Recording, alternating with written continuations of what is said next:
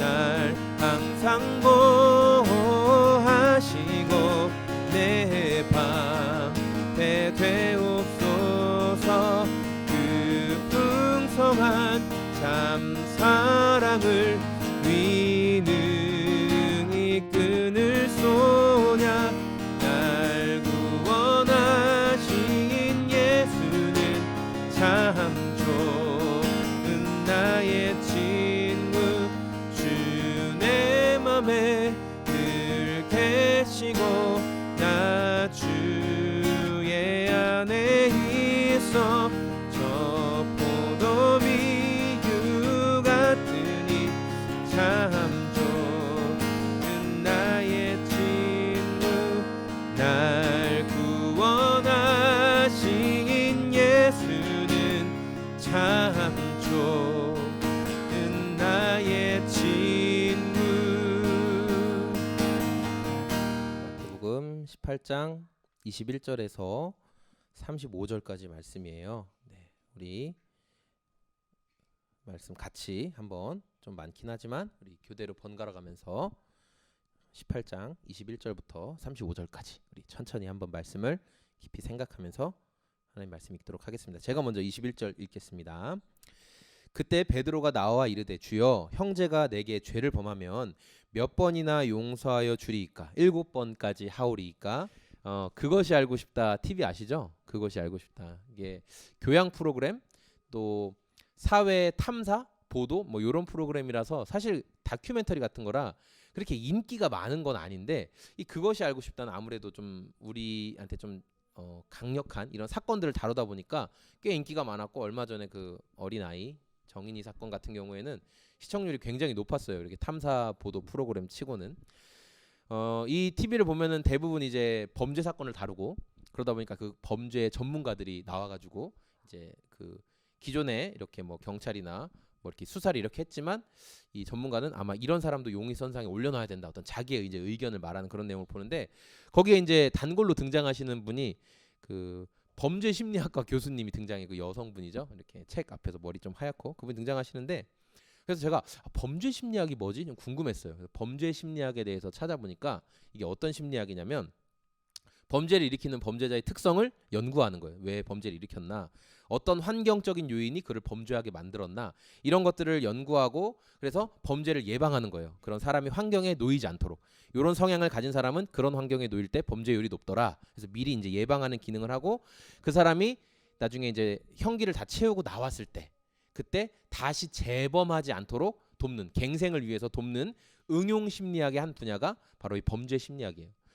우리가 이제 지난주에는 범죄한 형제를 어떻게 대해야 하냐, 그를 어떻게 공동체로 돌아오게 할 것인가에 대해서 나누었잖아요. 오늘은 이제 돌아온 형제를 우리가 어떻게 이제 맞이해야 되냐, 이제 이런 내용이에요. 우리가 공동체 안에서 범죄한 형제를 알게 되면 먼저는 예수님이 1대1로 만나라, 그렇게 말씀하셨죠. 그 다음에 그 사람이 그 말을 안 들으면 두세 사람만 가서 만나라. 그 다음에도 말을 안 들으면 교회 전체가 그를 만나서 그를 권면해라, 이런 말씀이 있었어요. 이렇게 예수님이 여러 가지 방법으로 그 범죄한 형제를 만나라고 한 이유는 심판에서 끝내려고 하는 목적이 아니라 기회를 주기 위해서, 그렇죠? 우리 공동체 안에 다시 들어와서 함께 믿음 생활 잘 하려고 예수님이 그런 기회를 주셨다라는 거예요. 이어지는 이제 오늘 말씀은 범죄를 한 형제가 공동체로 돌아왔을 때 그리스도인들이 어떤 태도를 가져야 하냐라는 내용인데, 그 중요한 거는 오늘 우리가 읽은 21절부터 35절은 마태복음에만 있어요. 다른 사복음서가 있잖아요. 내용들이 막 겹치는 게 많은데 마태복음에만 특별하게 기록된 내용이에요. 그러면서 이제 베드로가 예수님을 향해서 물어보죠. 예수님, 공동체 안에서, 그러니까 이것은 예수님을 따르지 않고 예수님을 믿지 않는 사람들이 아니라 예수님을 믿는 형제들을 한테 얘기하는 거예요. 이런 공동체, 우리가 한 신앙 안에 있는 형제가 죄를 범하면 몇 번 정도 용서해주면 되겠습니까? 7번 용서해주면 됩니까? 이 말을 했어요. 여기서 7번을 용서한다는 거는 동일한 범죄예요. 뭐 A라는 범죄, B라는 범죄가 아니라 똑같은 죄를 했을 때 7번까지 용서하면 되겠냐, 이렇게 물어봤어요. 그러니까 예수님이 7번씩 70번이라도 용서해줘라, 이렇게 말씀하셨죠. 그러니까 이 말씀은 어떤 의미냐면 횟수의 많고 적음이 중요하다는 게 아니에요. 예수님의 말씀은 끊임없이 용서해라. 원망하는 마음을 품지 말고 분노를 품지 말고 끊임없이 용서하라는 거예요. 참 어렵죠. 벌써 마음이 불편해지기 시작했어요. 그러면서 임금에게 빚을 진 어떤 종의 이야기를 예로 들어서 설명해 주세요. 임금에게 빚진 신하, 이 신하는 자기가 아무리 노력해도 절대로 갚을 수 없는 엄청난 빚을 지금 임금에게 졌어요. 1만 달란트, 만 달란트 빚졌다고 하는데 이 1만 달란트는 얼마나 큰 돈이냐면요. 6천만 명, 그러니까 사람 6천만 명한테 하루 줄 일당이에요. 그래서 제가 대충 계산해 6조 정도 되네요. 6조. 6조를 갚을 수 있을까요? 6조 못 갚죠. 예. 그래서 이 신하가 자기가 절대 그 6조를 못 갚는다는 걸 알기 때문에 왕에게 은혜를 베풀어 달라, 자비를 베풀어 달라 요청해요. 그러니까 왕이 자비를 베풀어 주고 빚을 탕감해 주고 자유를 줬어요. 집으로 돌아가라. 그렇게 했어요. 자유를 얻어서 막 기쁜 마음에 이제 막 집으로 돌아가는데 자기에게 100데나리온 빚진 사람을 만난 거예요. 100데나리온은 약 1,000만 원 정도입니다. 1,000만 원. 한 3개월치 이제 급여 정도 되는 거예요. 그러니까 이 6조를 탕감받은 그 신하가 너무 화가 났어요. 아니 저놈이 나한테 돈 1,000만 원도 안 갚고 저렇게 희희낙낙 지금 걸어다녀? 그러면서 멱살을 움켜쥐고 당장 돈을 갚으라고 막 소리를 쳤어요. 난리를 친 거죠. 그러니까 이 사람이 지금은 제가 갚을 여력이 없는데 반드시 갚겠습니다. 한 번만 기회를 주세요. 자기가 한 말이랑 똑같잖아요. 왕에게 자기가 했던 말이랑 똑같아요. 그렇게 요청했지만 큰 빚을 탕감받았던 이 어리석은 악한 종은 듣지도 않고 그 말을 받아들여주지도 않고 당장 옥에 가두어 버렸어요. 그러니까 이 장면을 보고 있던 다른 신하들이, 다른 동료들이 기가 막혀서 임금에게 찾아가서 말을 해요.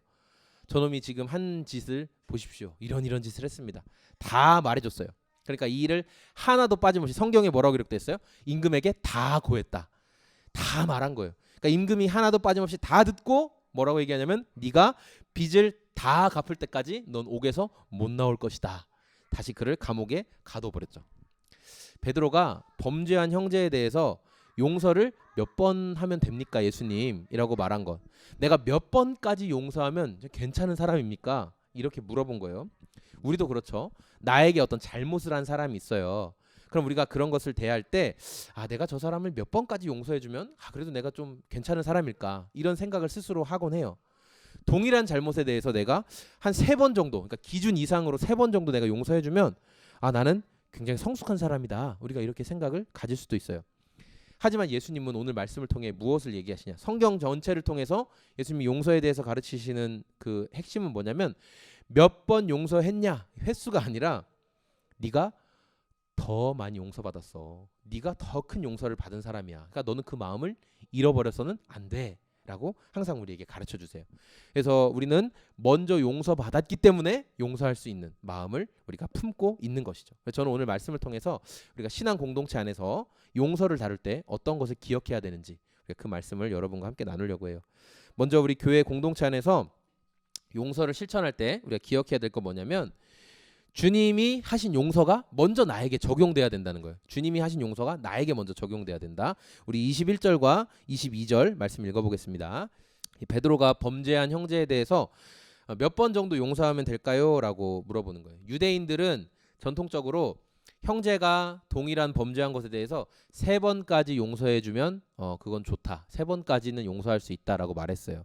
근데 네 번째 죄를 보면 그가 뉘우치지 않은 것이기 때문에 그 죄는 용서해줄 필요가 없다 이렇게 생겼으니까 3번 하면 굉장히 많이 용서를 한 거예요. 베드로와 제자들이 이제 예수님께 드렸던 몇 번 용서해주면 됩니까? 라는 질문을 대화처럼 하면은 이제 이런 거예요. 예수님, 똑같은 잘못을 하는 형제가 있어요. 근데 그 사람에 대해서 제가 7번 똑같은 죄를 7번 용서해주면 예수님도 좀 만족하시겠죠? 그 정도면 제가 많이 신앙적으로 성숙한 것이죠? 이제 이렇게 물어본 거라고 생각하시면 되겠어요. 3번만 관용을 베풀어도 자비를 베풀어도 대단한 것인데 7번 용서했어요. 엄청난 거잖아요. 이 7번이라는 숫자가 사실 이게 3도 완전한 숫자지만 7도 유대인들의 문화 속에서 완전한 숫자거든요. 근데 우리도 뭐 지금도 행운의 7 이런 얘기를 하는 게 그 숫자가 완전한 숫자이기 때문에 그래요. 7번 관용을 베풀었어요. 대단한 일이죠. 근데 예수님의 대답은 항상 그 좀 제자들의 대답 기대와는 다르잖아요. 오늘도 예수님의 대답은 제자들과 다른 거예요. 22절에 보니까 7번을 넘어서 7번씩 70번이라도 용서해 줘라 이렇게 말씀하세요. 그래서 이 대답을 성경 학자들에 따라서 어떤 사람들은 490번을 용서해야 된다라고 생각하는 그 7, 49, 490번 용서해야 된다는 사람도 있고 어떤 사람은 70 더하기 7 그래서 77번이다 이렇게 말하는 사람도 있지만 중요한 거는 몇 번이냐는 숫자가 아니죠. 뭐냐면 한없이 용서해라. 끊임없이. 완전한 숫자들이 계속 겹쳐지는 것처럼 한없이 용서해라라는 메시지예요.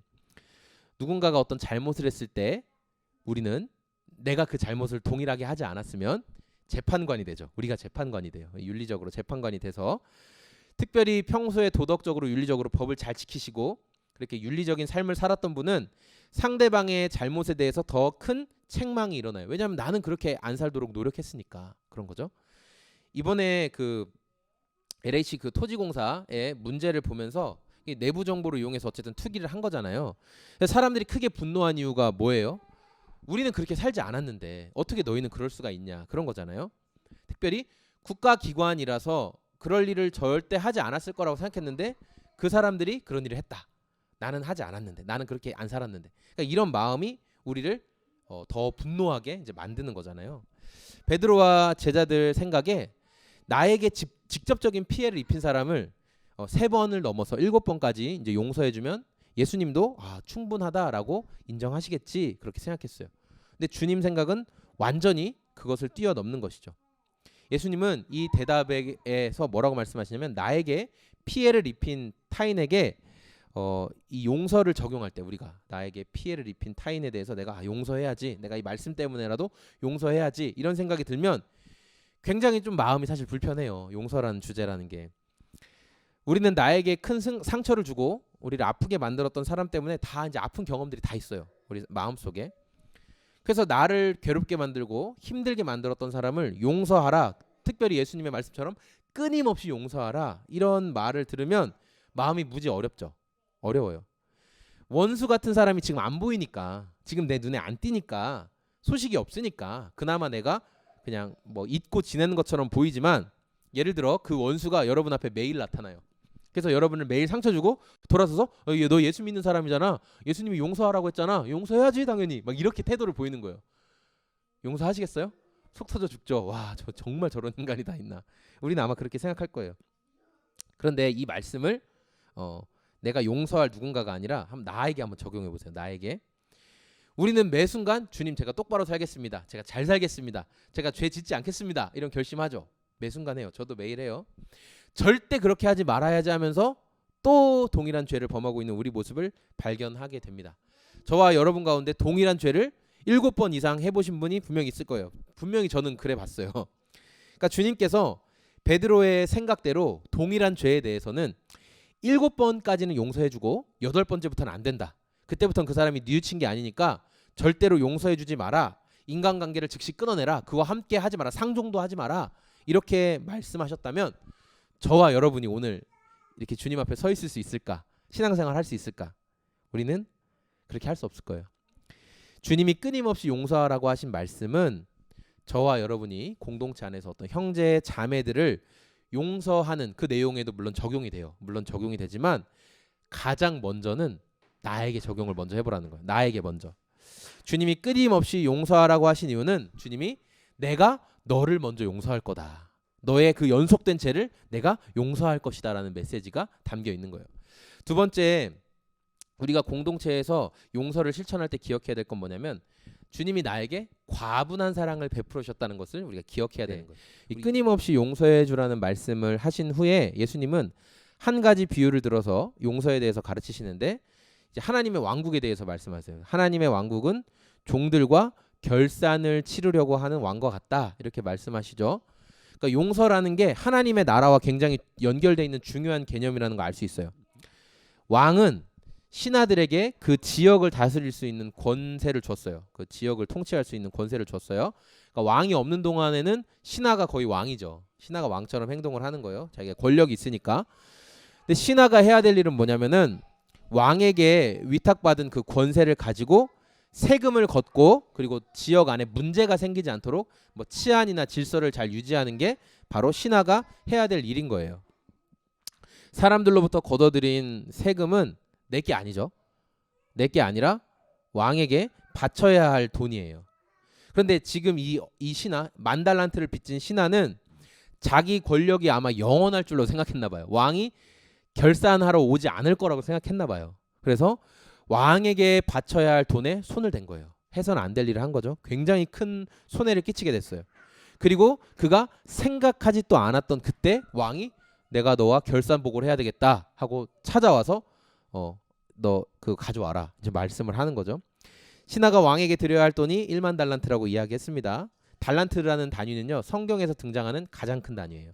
그리고 가장 최고의 무게 화폐 가치가 이제 달란트거든요. 10,000달란트의 가치 얼마나 클까?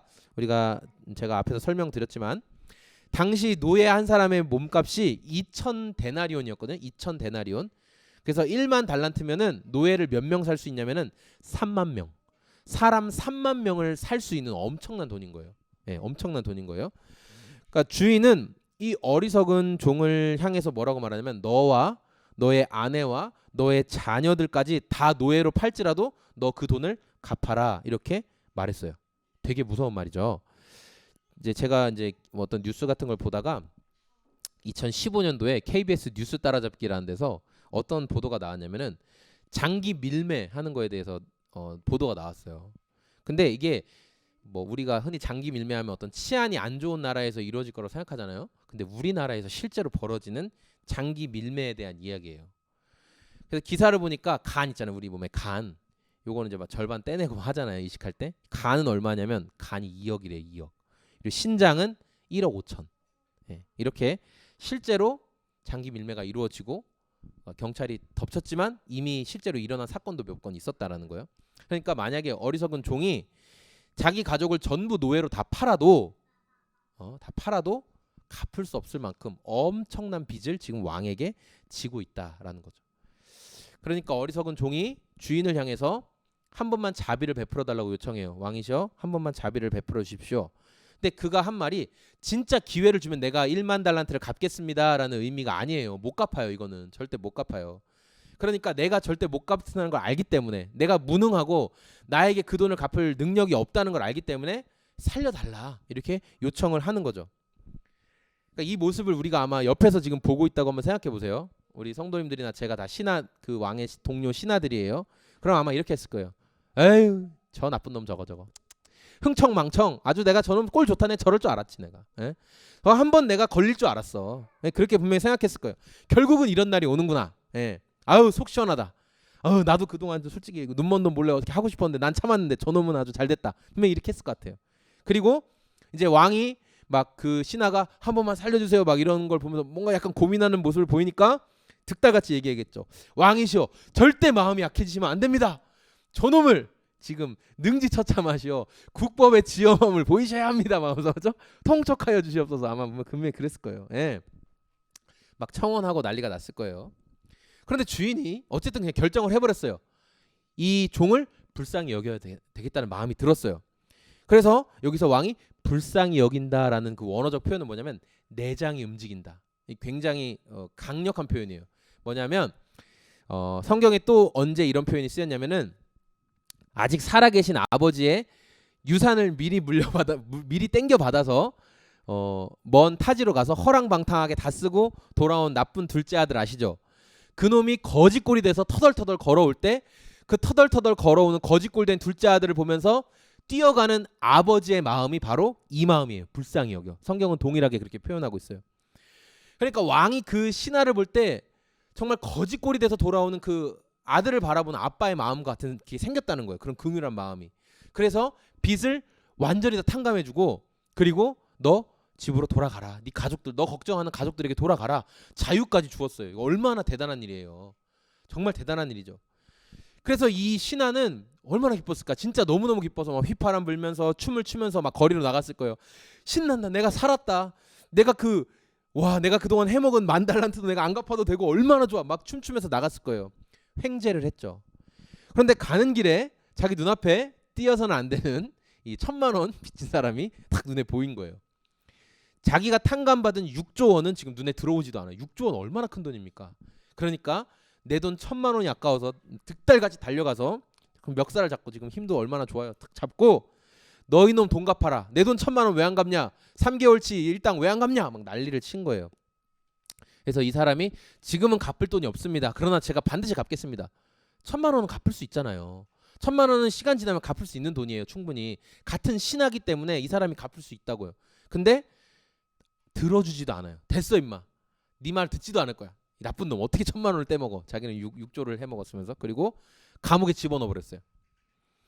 이 어리석은 행동으로 인해서 왕의 큰 책망을 듣게 되죠. 그리고 내 녀석이 6조의 빚을 다 갚을 때까지 너는 감옥에서 못 나온다. 왕이 말했어요. 우리가 이 비유를 보면서 어떠한 묵상을 해야 되냐면, 내가 예수님께 기도하고 예수님 도와주세요. 예수님 제 삶에 이런 문제가 생겼어요.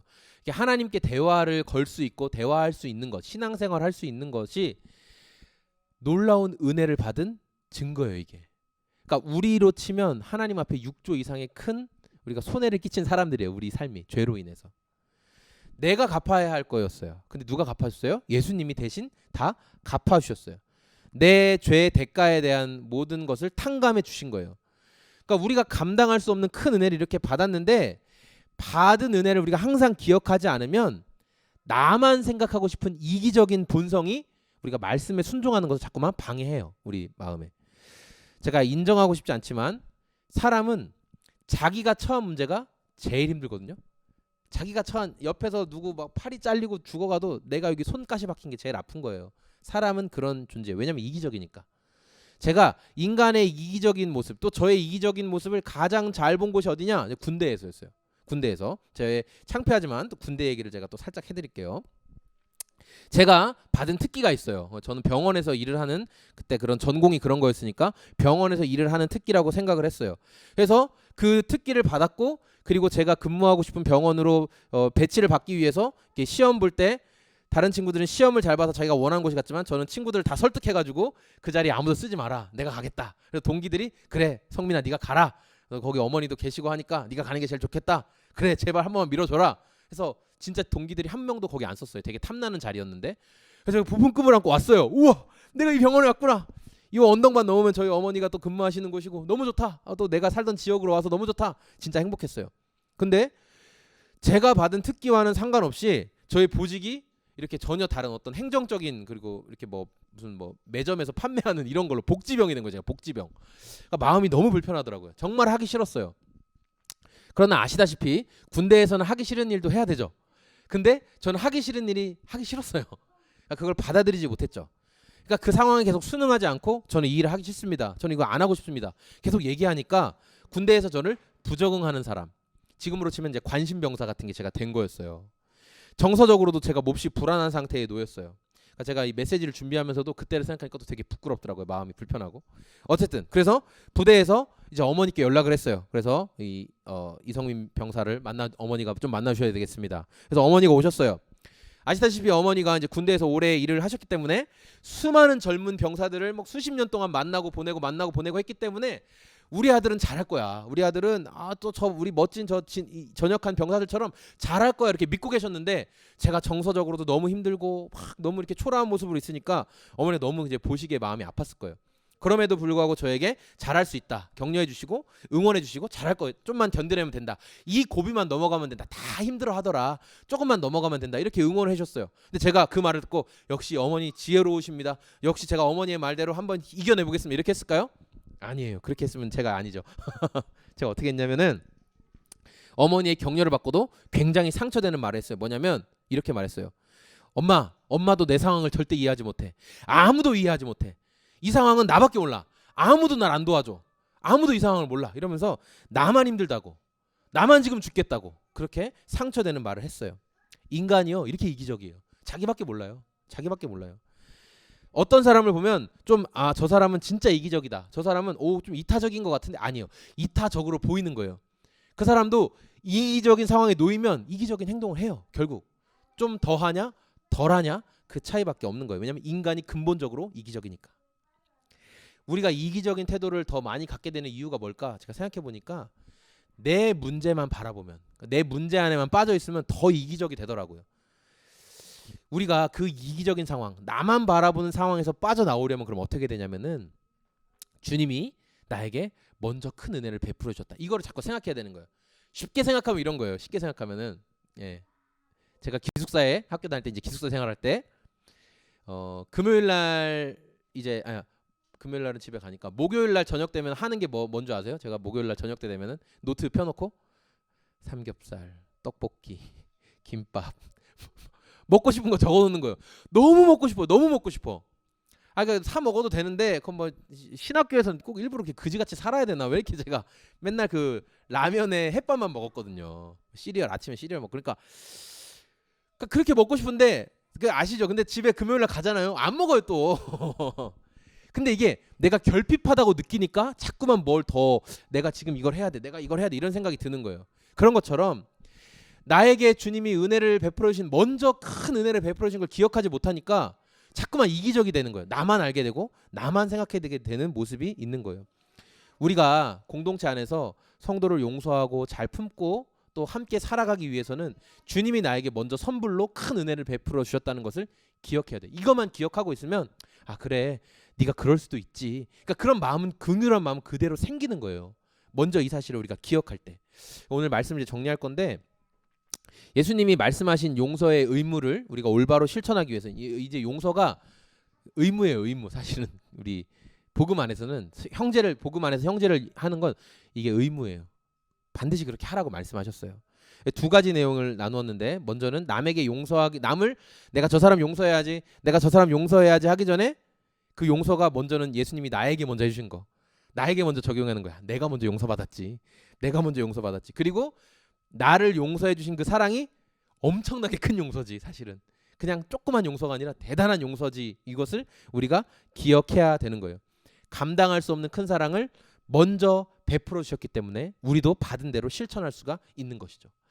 1만 달란트 탕감받은 어리석은 신하가 다시 감옥에 들어가게 된 이유가 간단하잖아요. 내가 받은 자비를 똑같이 베풀지 않았기 때문에 감옥에 들어간 거예요. 네가 그 놀라운 자비를 받았는데 너는 그거에 막 절반도 안 되는 그 조금도 안 되는 자비도 못 베푸느냐. 내가 너에게 자비 베푼 마음을 네가 이해를 헤아리지를 못하느냐. 그게 왕의 마음이었던 거거든요. 내가 탕감받은 큰 빚은 큰 은혜는 다 잊어버리고 자기 동료의 멱살을 잡고 돈 갚으라고 얘기하고 심지어 그가 궁유를 바라는 말조차도 들어주지 않았어요. 귀를 닫아버렸어요. 그러니까 이런 태도를 보고 주님은 악하다라고 말씀을 하는 거죠. 우리가 신앙생활 하다 보면 우리가 먼저 주님이 베풀어 주신 은혜를 기억하지 않으면 어떻게 되냐면 공동체 안에서 누가 나에게 잘못을 하고 나에게 좀 실수를 내가 잘못했다고 용서를 구하러 올 때가 있어요. 근데 우리가 내가 먼저 받은 은혜를 생각하지 않으면 어떻게 해요? 묵살해 버리죠. 그 사람 무시하죠. 절대 안 봐. 내가 절대 안 봐. 초대교회 안에도 이런 일이 있었어요. 서로 이 여자 집사님들 간에 서로 싸움이 있어가지고 니네가 더 구제를 많이 하냐, 니네가 더 구제를 많이 하냐 이러다 보니까 서로 공동체 안에서도 서로 안 봐. 이런 일이 있단 말이에요. 그래서 주님이 내가 먼저 받은 큰 은혜를 항상 기억해라 말씀하시는 거예요. 왜냐하면 우리가 용서를 다른 사람에게 내가 잘못했어라고 말을 들어야 하는 나는 선하고 죄를 저지른 너는 악해. 이런 마음을 가지고 있으면 그게 결코 주님이 기뻐하시는 그리스도인의 삶이 아니라는 거예요. 우리 스스로 심판자가 되는 것 주님이 결코 원하지 않으신다. 우리가 이 사실을 기억하면서 용서라는 주제가 사실 항상 다루기 어렵거든요. 불편해요. 어떤 사람은 용서할 수 있는데 어떤 사람은 아직 용서가 안 되는 그런 경우가 우리 안에 많이 있어요. 그렇지만 우리가 오늘 말씀을 생각하면서 기억해야 될 거. 저 사람을 용서해야지가 아니라 하나님이 나를 얼마나 먼저 많이 용서해 주셨지?